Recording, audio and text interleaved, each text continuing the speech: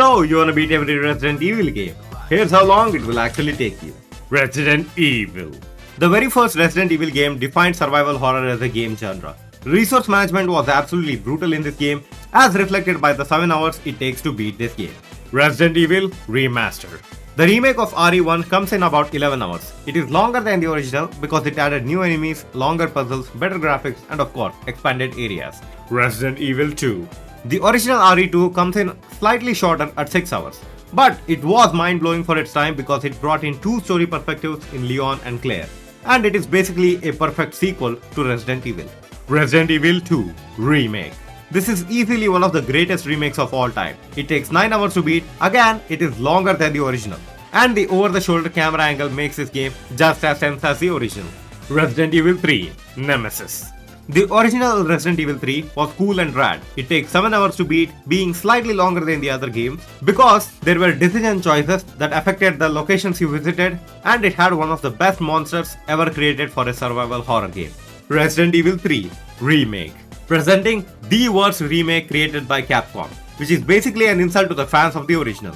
This is the only remake on this list that is shorter than the original, being 6 hours, because they cut out a ton of areas including the infamous clock tower.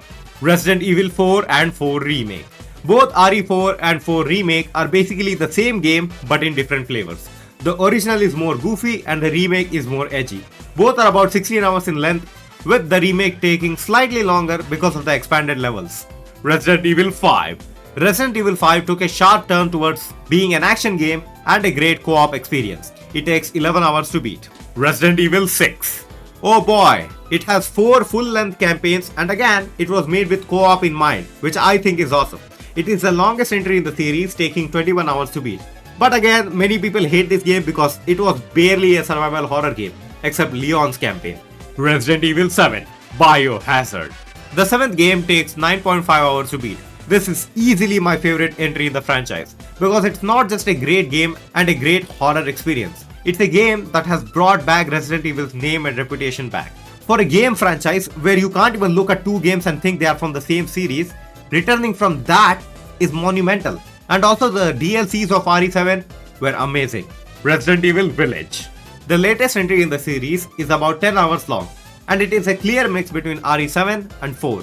And with that, the total time to beat the main story in every Resident Evil game is 88 hours if you want to do all the originals and no remakes, and 95 hours if you want to do all the games with only the remakes.